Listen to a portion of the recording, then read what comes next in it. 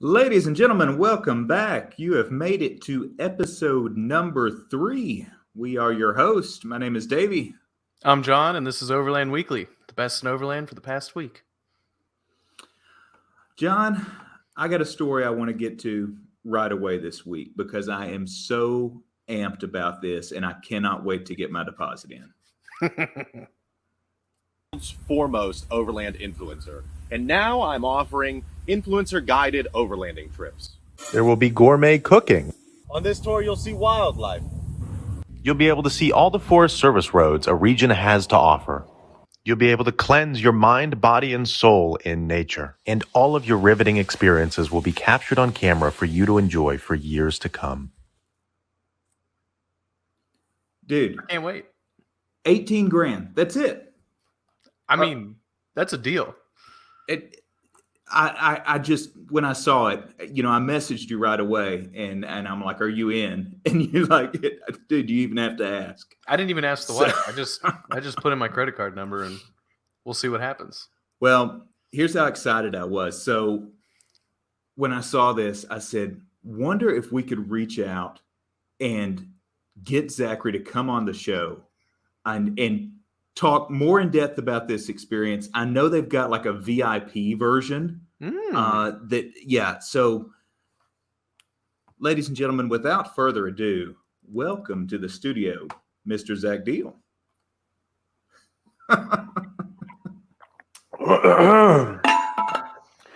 Hey, ladies.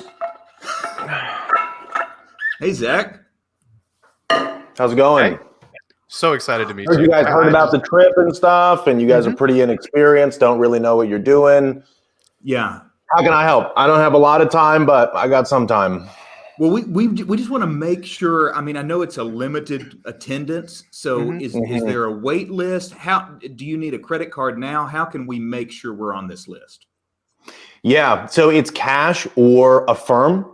You can pay in 6 installments of $4,000 to affirm. I believe that's 24% interest. I can check in with my guy over at affirm. It's fair. Yeah. Yeah. It's a fair price. That's less than I'm paying on my truck in interest, so that's good. Yeah. Yeah, well, that's great. Most states, the limit is about 18% on interest rates for finance vehicles, so that would make sense. Honestly, kind of a dumb statement by you, but the limit is going to be about 24% interest on this particular trip through Affirm. Like I said, I've worked out a deal with the guys over there. I'm sponsored by Affirm now. And yeah, they've been sending me a lot of merch. They have this sort of like electrolyte thing that you mix it with. It's good stuff. But anyways, back to the trip. Yeah, look, there's a lot included here. Okay, so we've got roughly 6 to 18 days that you can be out on the trail. You pick, and anywhere in between is also good. And then with that, you get to experience me for a full 12 hours. And then for most of the rest of the time, you're going to be with my buddy JP. And he's a great guy. No. But you're going to be with JP for the rest of the time. And he'll guide you around, but I will be there for 12 hours roughly. I'll kind of fly in, swoop in, just make sure everything's good. You guys will get to get some autographs. You guys, I mean, I can sign whatever for you, obviously. I'll give you some tips and tricks. Boards, what I'm hoping. Yeah. Can you autograph the traction boards? Yeah, I would say that's not the wisest thing for me to sign because, well, I think you should probably know why. But I can sign whatever you want me to sign. It's limited to 3 autographs per session, though, so just FYI.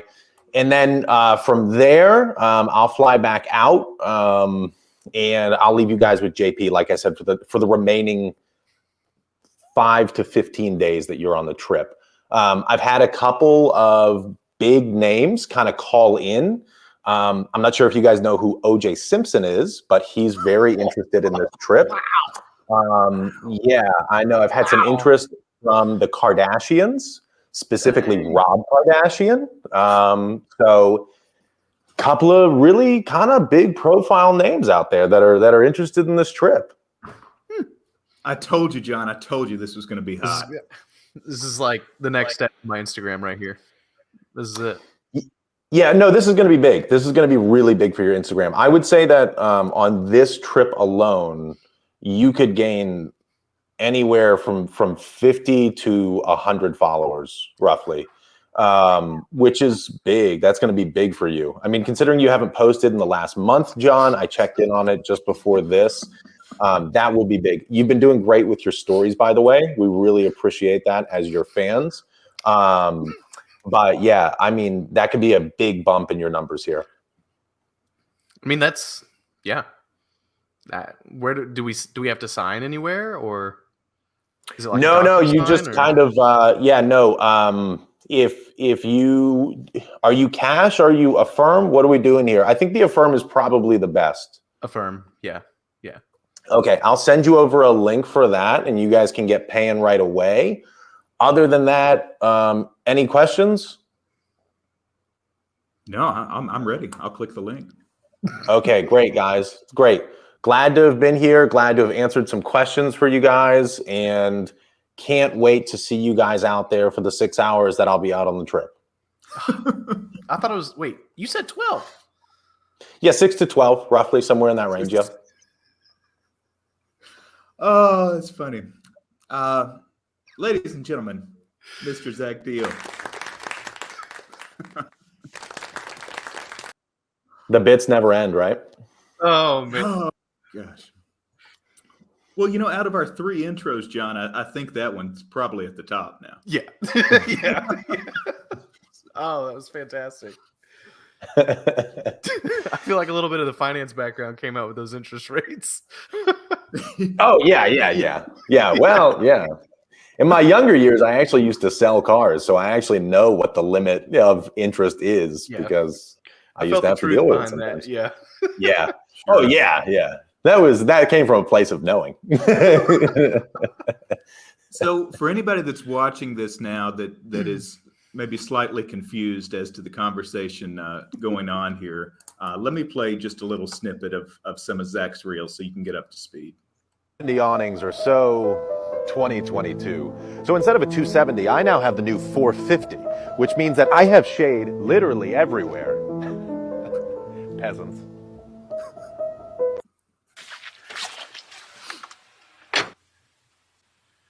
God damn it. Stupid. Are the most dangerous thing that I've ever done. I have lunch plans with my girlfriend in 30 minutes, and I told her I could install this in 15 minutes. Out of the box. Very cool. Come out, come on. Did my neighbor decide to start vacuuming his car in the middle of this? Yes, he did. Leave that loose for now. This side. Wipe this off. Stick it. Put it right there. This wiring. Please start. Do not embarrass me. Hell yes. Here's how to get people to stop making fun of you if you're an overlander. Every day after your job in finance, go to your local dirt road and throw dirt at your car to make it look dirty like you've been out overlanding. Oh, the way you throw it, that weak throw just is the perfect bit. I know. I was like, how do I make sure that this character is everything that I had in mind? And I mean, somebody did ask me in the comments, they were like, there were some rocks in that. And I was like, yeah, I know. I picked up some of our hard Southern clay, and I tossed it, and I heard rocks the first time, and I was like, ooh, I gotta go a little lighter on the next toss. It's like that was a little aggressive. But that's funny. Your reels just like speak to me, like the mud on the pants, the time limit with the girlfriend or wife, and like feeling cool. Like, it's just perfect. It's perfect. I appreciate it. It's just one of those things where it was like, I felt like we all shared some similar experiences when it came to some of this stuff. You know what I mean? Like, the being on a time crunch with, your significant other waiting for you and all that kind of stuff. And I mean, some of it is a bit avant-garde, if I do say so myself, but others just relatable pieces of content, which, it's just fun to make. And I just enjoy making it. It's not really like, there was never a goal going into this. And I would say that I'm still rudderless at this point. I mean, so the follower count is not lacking a rudder. That's just up and up. That's awesome. Yeah, it's been great. I mean, I think, I don't know. I guess that's just one of those things where it's like, it's great because people relate to it and they think it's fun and funny and they want to stick around for more of it. And I really appreciate all of that. And I love the outpouring of support that I've gotten from a lot of people. And I've gotten a lot of messages being like, man, I really enjoy your stuff. And, I enjoy it being a part of my day. And, that's huge. I have said to a lot of people, like, I think one of the best feelings in the world is when you make something creative, right? That comes from your mind and your passions or pursuits or whatever else. And then other people recognize you for it. That's a great feeling. Yeah. 100% agree. Zach, you mentioned that you used to sell cars years ago. So have you always kind of been a car guy, a gearhead? Is this just an evolution? Yeah, I like to think of myself as like a pretty unorthodox car person because I think there's two categories of car people. So what I always noticed growing up was that there was the category of car people that grew up in a family that was already a family of car people. And, their dad had a, 67 Chevelle or whatever it was, and, they grew up around it and they were always in the garage and all that kind of stuff. And then there's the people like me that grew up in a family that was like not car people really. And I just loved cars. And so I had to go out and figure out how to be around them all the time. And so that's the kind of car person that I grew up as. But, my parents will tell you they still have tote boxes full of Hot Wheels cars from when I was a kid because I was pretty cunning. And I figured out that when I was younger, if it was really easy to convince them to let me buy a $1 Hot Wheels every time we went to the grocery store. It was just $1, Sure. And so every time we went, I would just collect another one, another one, another one. I just amassed this massive collection of Hot Wheels cars. Didn't really help set myself up for a nest egg in the future, but at some point it might be worth something. But from there, I guess it was just always like this passion for cars. I remember when I got into high school, towards like the end of middle school into high school, I was just so passionate about like street cars and drift cars and just like amazed by their capabilities and all that sort of like JDM scene. And I was really into that. When I was 14, 15-ish, I started working for a family friend. And he owned a garage. He actually owned a radiator shop. And the best part was that the back half of the building was a radiator shop and the front half was an ice cream parlor. Oh, so it was like the most unconventional sort of like garage that you could ever have. But it was pretty good. And that's where I sort of like cut my teeth, learning how to work on cars a little bit and like developing some skills around that kind of stuff for the first time. And and then it just kept growing and growing and growing and growing. And now I'm sort of in this realm and enjoying this part of automotive culture. So when did it kind of transition over from the JDM scene to off-roading, overlanding? I don't know. I mean, I think just because I'm not like rooted in any one, like, or not maybe rooted, but like, I don't feel necessarily like any one particular community in car culture is more important than another. I just, I like all of them.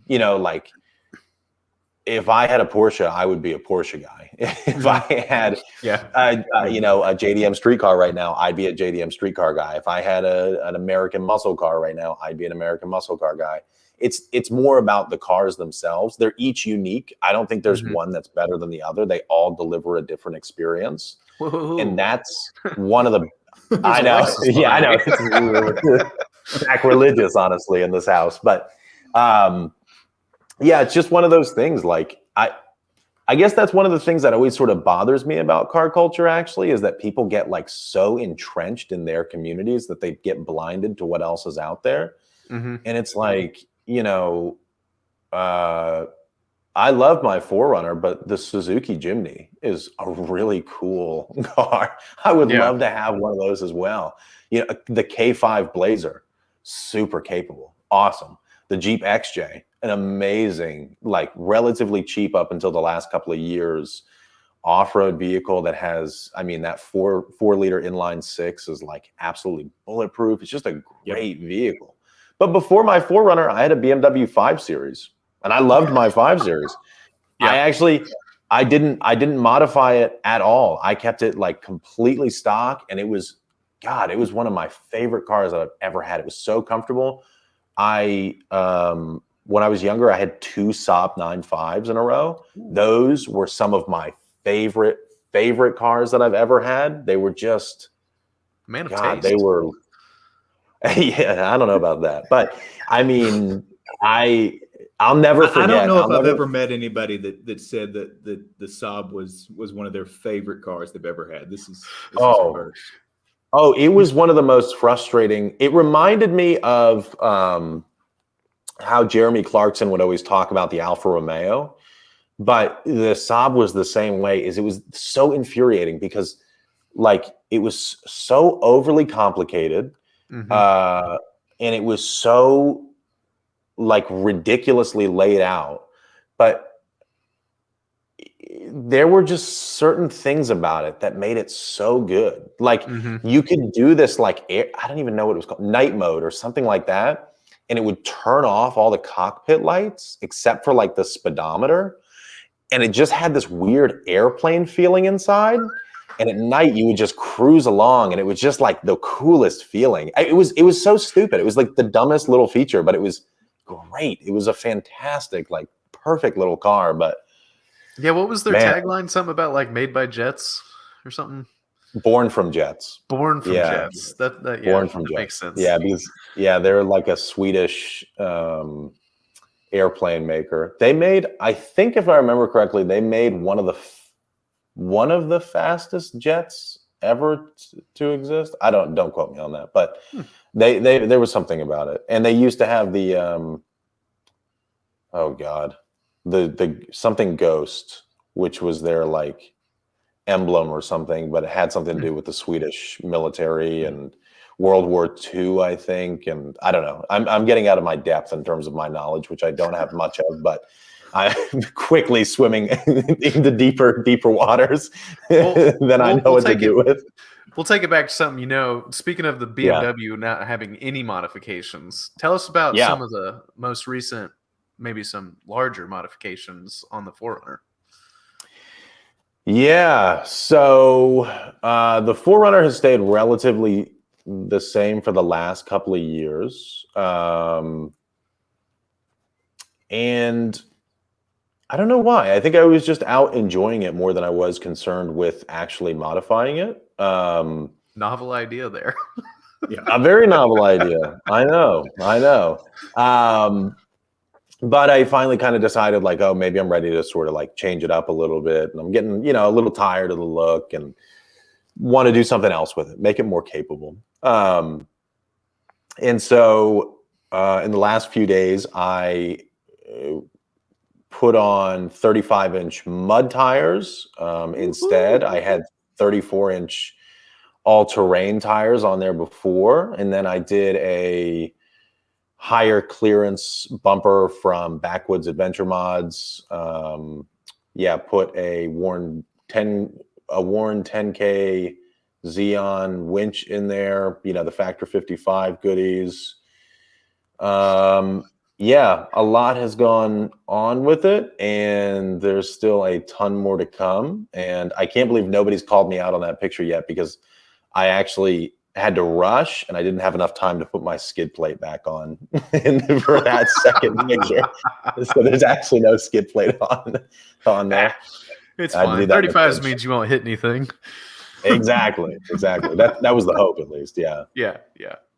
So what are the next big upgrades you're clearly already dreaming about? What's next? I won't go too deep into like the specifics of what they are, but I am really excited to be working with a particular rooftop tent brand and doing something very different, I feel like. Are you going to put it on the ground? A ground top tent for the rooftop tent. Yeah. And the other thing I'm going to do pretty shortly here is probably a pretty different rear bumper setup than what's been out there for other 4Runner bumpers. So that and some pretty major suspension changes. So nice. Yeah. That's awesome. Yeah. So, pretty excited about that. Zach, how long have you had the truck? You had the truck before you started making the content? Oh, yeah. I would say that I've had the truck for 3.5 years probably at this point. Nice. And yeah, it was one of those things where originally I didn't really have any intentions to modify it. And I've told this story before, but I went out west. Drove to Colorado, Wyoming for a trip with the 4Runner.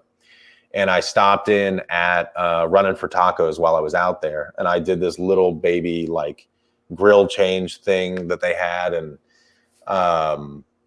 while I was there, I remember seeing their Tacomas parked in their parking lot. And I was like, these are the coolest things I've ever seen in my life. I was like, this is so cool. And that was, I was there,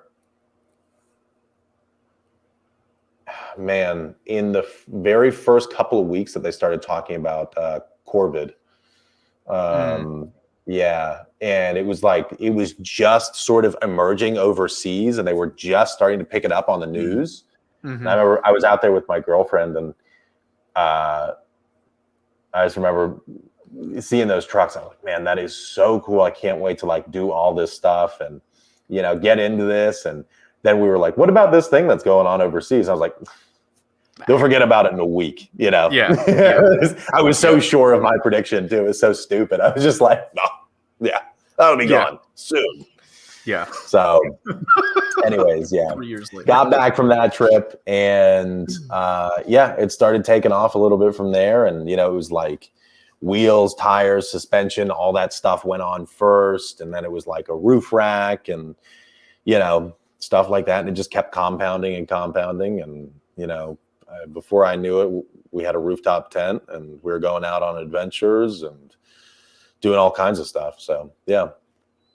That's awesome.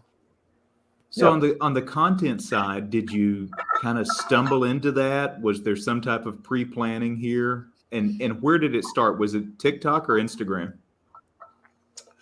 I started both of them at the same time. I think I started my Instagram like maybe a week or so after my TikTok or something like that. But no, there wasn't really any. That's a lot of my buddy JP was really like pushing me towards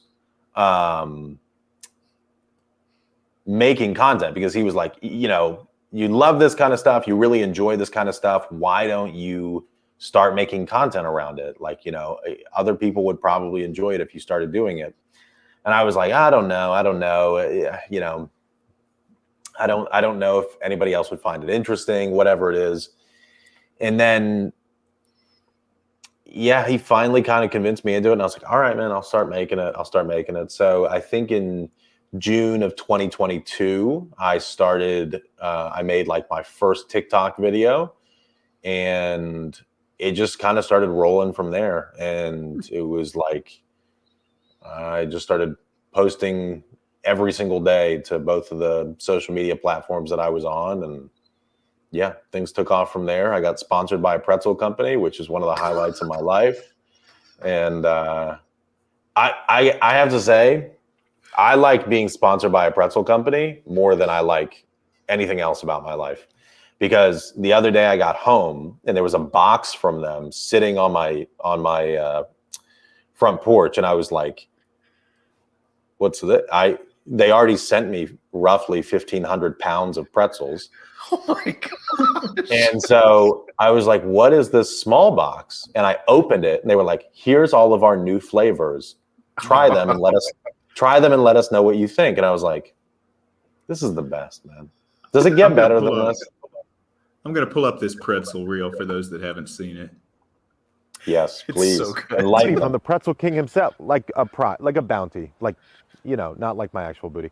But it just starts with guessing how many bags I've filled my Forerunner with.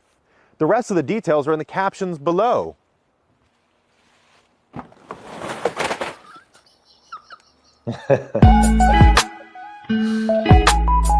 Yeah. That's So, amazing. yeah. This is good stuff.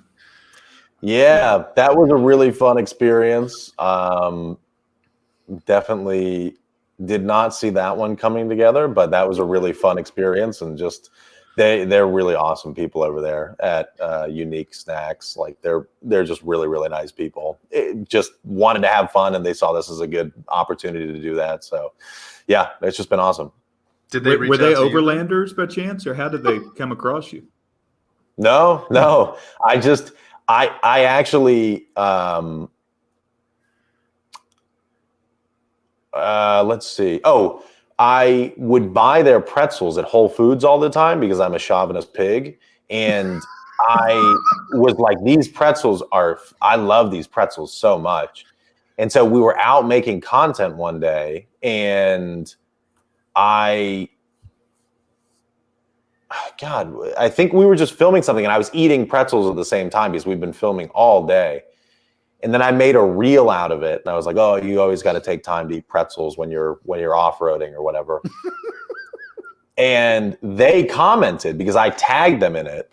They commented, and they were like, "How many pretzels do you think it would take to fill your Forerunner?" And I was like, "Do you guys want to F around and find out? Because we 100% can." And so I DM'd them, and I was like, "Look, if you really want to do that, I will really do that." And they were like, "Okay, let's get it figured out." And so one thing led to another, and within a couple of weeks, I think, I had 2 full pallets of their pretzels sitting on a loading dock. Yeah. So yeah, it was quite, yeah, it was a lot of, let's just say it was enough sodium to kill a small village. So it was a lot of pretzels, but yeah, they were, it was really fun. Yeah. And then actually after we filmed all the, like, filling the Forerunner with pretzel bags and stuff like that, we actually donated like probably 85 to 90% of that to local food banks around the Charlotte area, which is where I live. And we actually had the opportunity to do that right at Thanksgiving, which was that's fantastic. Perfect.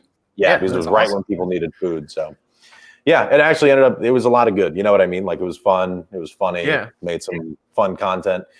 And OG viewers now are always like, they'll always be like, the Pretzel King is back. And I love it because it's fun. It's like a little bit of lore that the community has. So. Yeah. That's great. So you mentioned like filming all day. How do you balance like thinking about and creating content with like actually getting out and having fun? Like doing Overland stuff? Yeah. So, gosh, that's hard. You know, some things just, I think, happen spontaneously on the fly. A lot of it is that. My buddy JP, who I can't praise enough, he's the one that films a lot.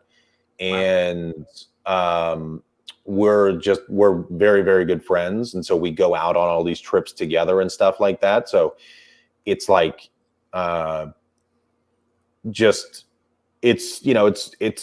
couldn't do this without him, you know, like he really is a huge, huge help to me because he constantly rolls on stuff. And so then we get some of those moments where it's, you know, really funny or, you know, whatever it is. but I think, like, just it takes some practice. I think when I first started my accounts, it was hard to get out my phone all the time or to get out a camera all the time. Be like, okay, let's roll on this. Let's do this. And now it's way easier. Now it's just like, okay, I'm gonna get out of my vehicle for something, so it's time to do this. And like, I know that there's content here in some way, shape, or form, so I might as well have a camera ready to go. And yeah, that's the thing, is like, I also tell people all the time too that, like, because I've been working on the YouTube side of things and creating some longer form content, this isn't an original idea of mine either. This is actually something I heard Mr. Beast talking about, but he was just talking about how short form content is exponentially easier to make. So if you want to get into the content making realm, start with the short form stuff. I genuinely think that's the best thing you can do for yourself. I think it's much harder to start with YouTube.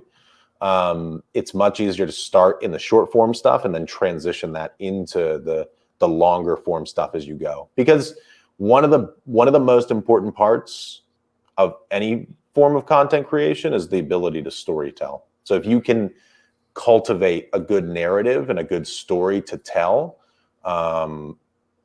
that's like one of the biggest skills you have to work on. And if you can do that in 10 or 15 seconds, you can expand that into 20 minutes. You know what I mean? It's much harder to go the other way, I think. Yeah, I kind of I like cut my teeth with stories and then transition into reels and then have a few YouTube videos, but to be honest, I don't have the attention span to edit. So stories and the occasional funny reel that I come up with while sitting on the toilet or something. But that's it's the porcelain throne of thinking. I think that's what Socrates called it. Something about the way the blood doesn't flow. It like builds it in your gut, and then the gut thinks, and then you make really good decisions. And sure, I mean, going based on what you're saying, I think you sort of pinch it off at the knees, and that way you just have you have 100% of blood flow sort of above the knees and up, sort of, which I would say is important. I would say that you could actually maximize your thinking and productivity if you invested in a squatty potty off of Amazon. I was just gonna bring that up. Yeah. Do you have an affiliate link for that John can click on? Not yet. I've been reaching out to the makers of said Squattus Pottus, and I have yet to be able to get them to officially sponsor me. I have a whole vinyl wrap design sort of laid out for how it would look against the side of the 4Runner, but I just, they're killing it right now. I don't know, I'm chopped liver to them, really. So, Zach, talk about the rig roast.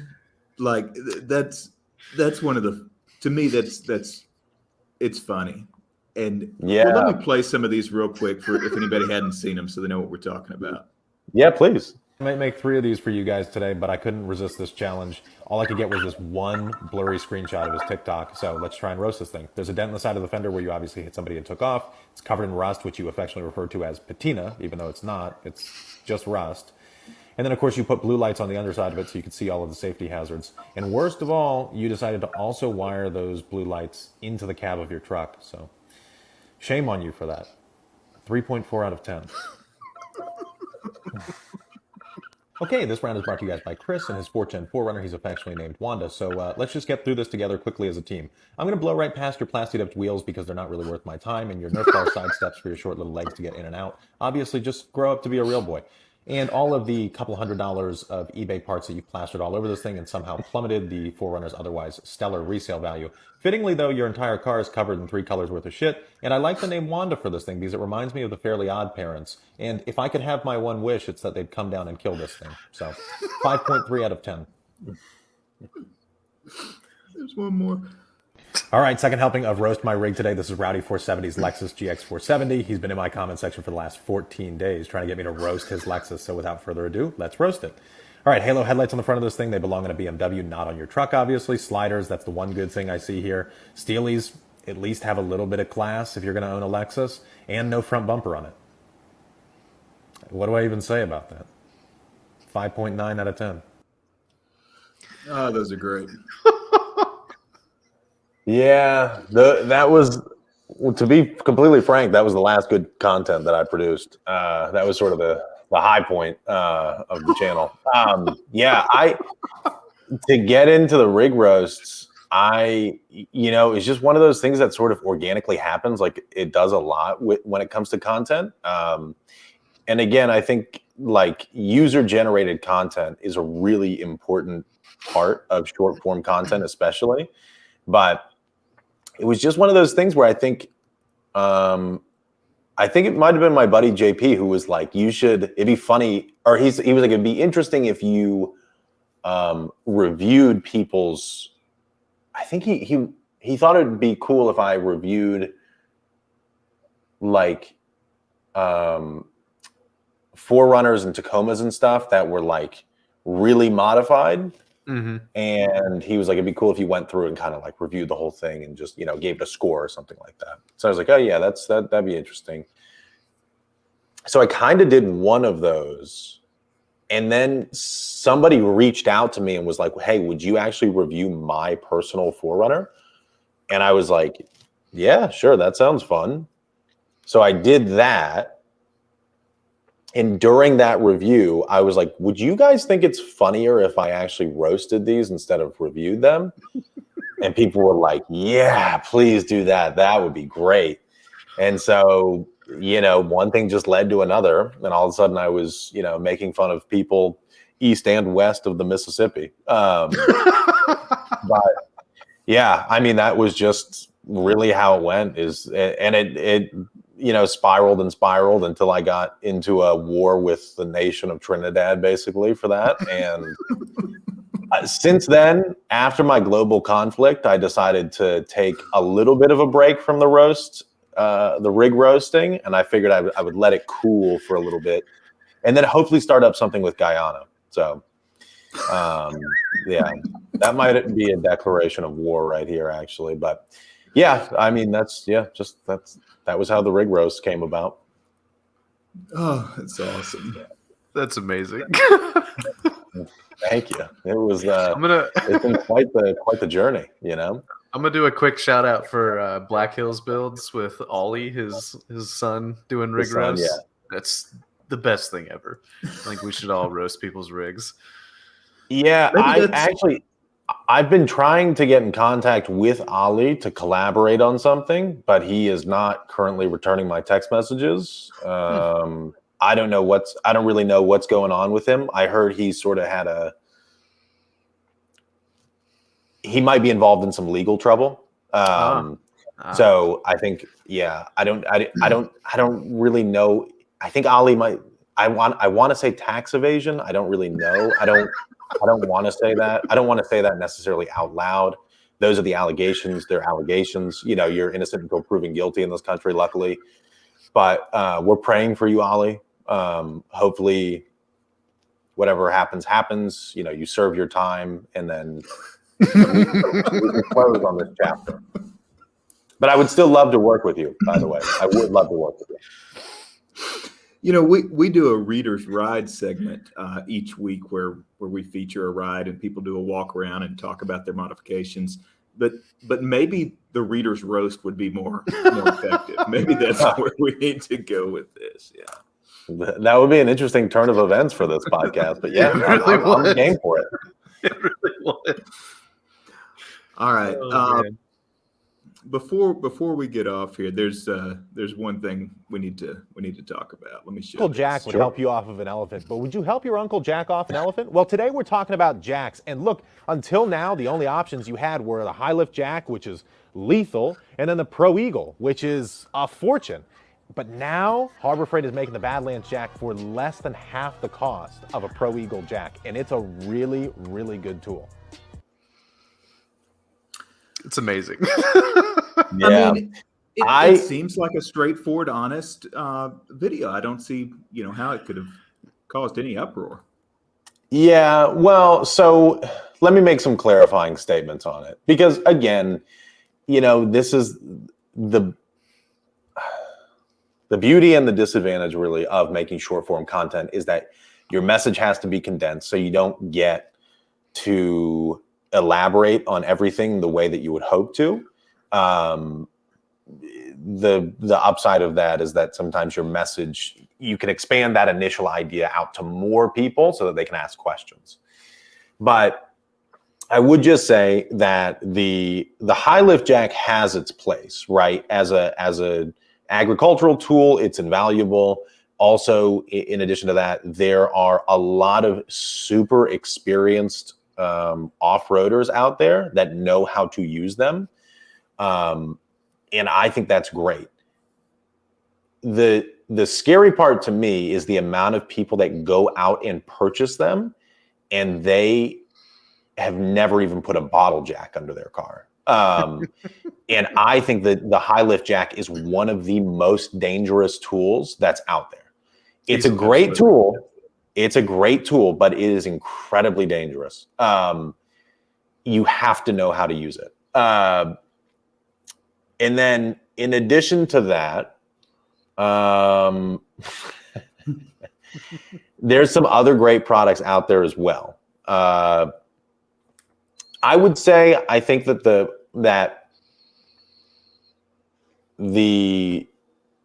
Badlands jack and the jack that shall not be spoken of here. I'm just kidding. The Pro Eagle jack. Those two jacks are the most user friendly, right? So if you're new into this and you want something, you're willing to spend some extra money for like the sort of safety aspect, I do think that those jacks are great pieces of kit to have. There's some things that you need to take into consideration, like the weight in your vehicle of those, because they're significantly heavier than most other jacks that are out there, including like a safe jack or like even a standard bottle jack. You can use a bottle jack with a platform essentially, so it won't sink into stuff. There's a lot of options out there. And if you're going to carry it in your vehicle, please strap it down. Please strap it down inside the vehicle. Yeah, exactly.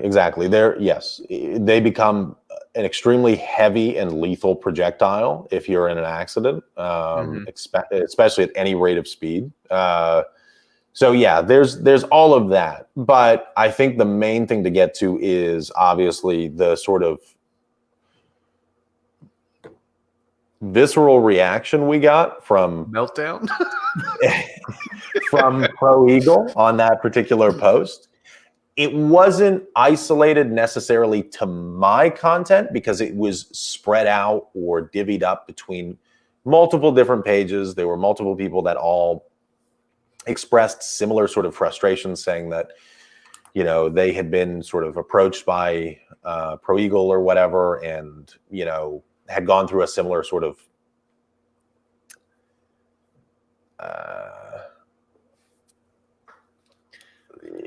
not the nicest comments, I guess, is the nicest way that I can put it. And the comments are still up. If anybody wants to go look and understand the context of what we're speaking of, it's out there. Yeah. And yeah, for anybody that doesn't really know, it's just that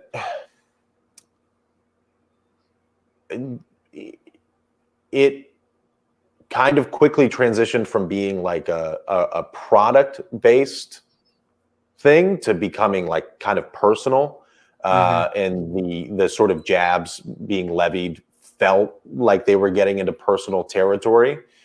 And I've said this multiple times. I think the Pro Eagle jack is a great. Oh yeah, undeniably. Yeah, it is great. It's very well built. It's very nice. You also pay a premium for it. It's an expensive item. The Harbor Freight jack is like half the price of one of those.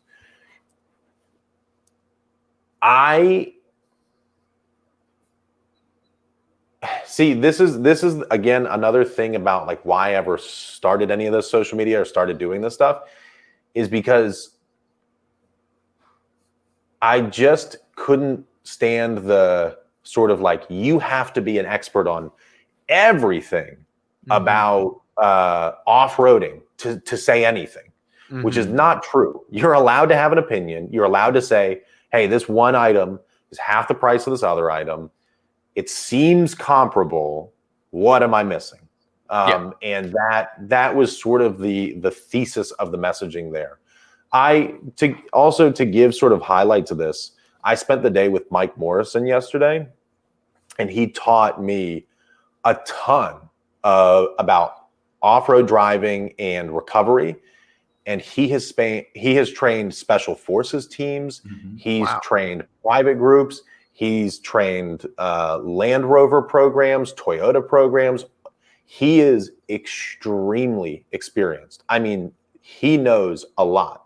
And it was so funny because yesterday somebody gave him a walkie-talkie and he couldn't figure out how to like change the channel on it. And he was like, this is just not my area of expertise. He's like, I just don't know how to use these things.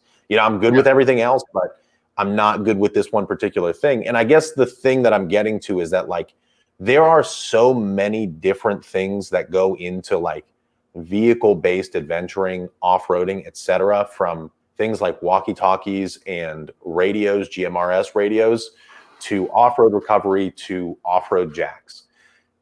To be an expert on every single one of those subjects is nearly impossible. And it's not reasonable. No, it's not reasonable to expect of anyone. And I think the thing is that, you know, it's just, I think they both make great products. I personally have had some experience with the Badlands Jack. I would love to have some experience with the Pro Eagle Jack. I just, I'll be honest, like I just can't afford to spend $700, $800, $900 buying a Jack right now. Like I just have other things that are before that. And yeah, I just wish, the only thing that I wish really had changed was just the interaction that the Pro Eagle account had with me and more with other people, I think. I don't care. I get a lot of it online, but I don't like seeing it go out to people that are like have a much smaller presence. And I was a victim. I feel like, well, I just feel like it's, if you have a smaller presence online, like you're much more susceptible to sort of being like bullied by a larger account. Because it's like, oh, I don't want to mess with this guy. I don't want all of his followers like coming after me, you know, which isn't fair. Like it's an unfair dynamic. It's a power imbalance. It's not, I don't like that. And so, I mean, I guess, I know I'm making a short story very long here, but to get to the end of this, I was actually able to have a conversation with the owner of Pro Eagle. We talked for, I was probably almost close to 2 hours. We had a very long conversation. And I got to learn a lot about his business. I got to learn a lot about his product. I got to learn a lot about him as an individual, which was eye-opening and enlightening and great. Because again, I'm not here to make enemies necessarily. I think they make a great product. I think they're a great business. I think a major advantage that they have is that they invest a huge portion back into the off-road communities, which Harbor Freight is never going to do, unfortunately. And they also have a lot of R&D from firsthand experience. They just sent me something the other day, but like with the Harbor Freight Jack, for instance, the pedestal that sort of goes on the saddle, I think is what they call it for the Jack. It's sort of bolted down with 2 Allen head screws. And it takes time to get that off or to put that on. The Pro Eagle one just sort of like clicks on. And that's all you have to do. So they were trying to do like an emergency repair the other day at King of Hammers. And they went to put the Badlands jack underneath this vehicle. The pedestal was too tall. And so they were like trying to fiddle with it. And then somebody brought in a Pro Eagle and just popped off the pedestal, put it under, and lifted it right away. Wow. And I was like, there you go. That's a great advantage of the Pro Eagle jack. Like I thought that was a great piece of information. So again, like I said, I don't think they have a bad product. I think that there's a competitor out there that's half the cost. And, I don't even necessarily think that Pro Eagle has to compete with them. Just make a superior product for a niche market, and that speaks for itself. Yeah. Couldn't agree more. Yeah. But either way, it's still an ongoing thing. I'm sure it'll come up in conversation more. So, did he hire an 18-year-old to manage his social media over? I have not heard, but I don't know. I guess that's up to him. I mean, when the reels start getting a little funky, we'll know. Yeah, exactly. Yeah, when he has like the deep fried memes that go up, and it's like, Yo, Wendy's, what do you think about this? Exactly. Yeah. I mean, we'll know. Yeah, we'll definitely know. All right, Zach, before we let you go, favorite overlanding trip or expedition that you've done to date? That's a great question. Boy,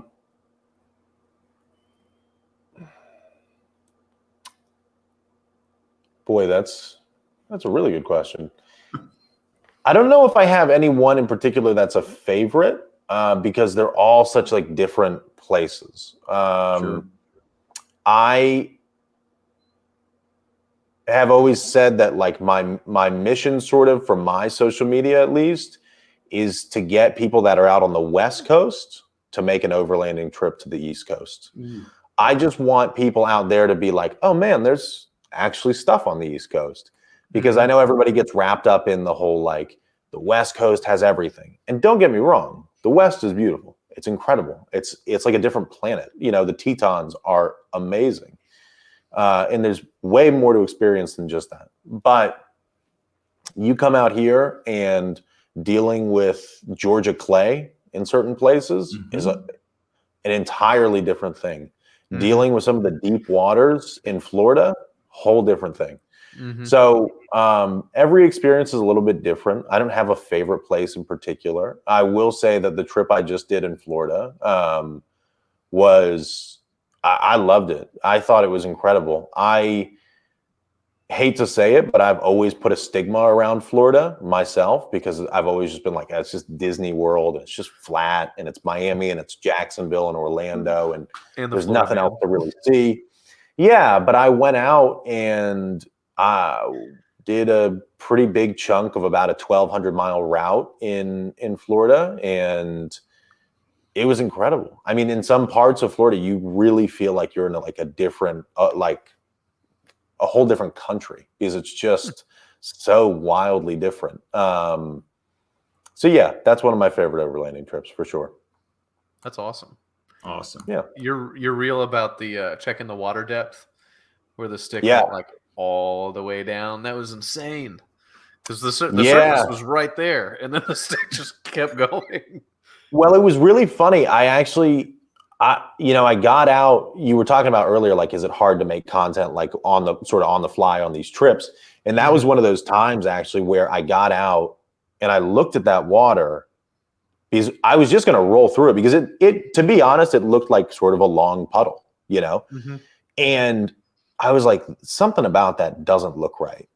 And so I got out and I was like, I'm going to grab my phone and just like record me, like, testing the depth of this. And I went sort of to a quarter of the way up it, and you could see sort of the bottom of it. And you could see like branches and stuff, like little twigs and stuff, sort of like laying on the bottom of it. And I was like, okay, that doesn't look deep at all. Like, I'm talking like this looked like it was maybe like 3 or 4 inches deep. Yeah.